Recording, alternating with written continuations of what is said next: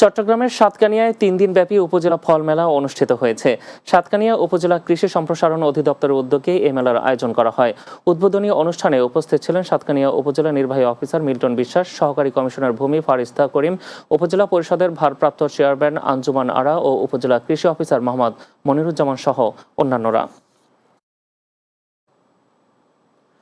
Bangladesh dental পরিষদের চট্টগ্রাম জেলার সম্মেলন ২০২৪ অনুষ্ঠিত হয়েছে। নগরীর হোটেল সৈকতের মিলনায়তনে অনুষ্ঠিত এই সম্মেলনে প্রধান অতিথি ছিলেন চট্টগ্রাম জেলা পরিষদের চেয়ারম্যান এটি পিয়ারুল ইসলাম।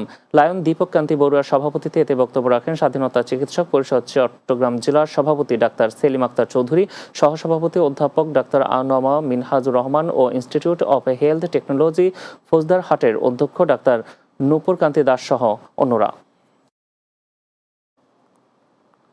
চট্টগ্রাম সেন্ট প্লেসিডস স্কুলের প্রাক্তন ছাত্র সংগঠন ওল্ড প্লেসিডিয়ান্স অ্যাসোসিয়েশনের ফুটবল টুর্নামেন্ট অনুষ্ঠিত হয়েছে।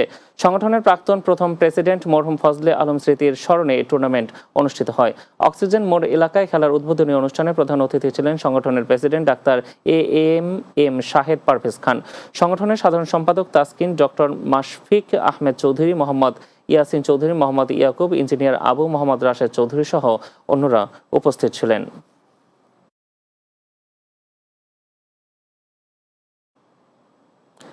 রাতের বাংলা নিচ্ছি আরো একটি বিরতি, ফিরছি কিছুক্ষণের মধ্যে।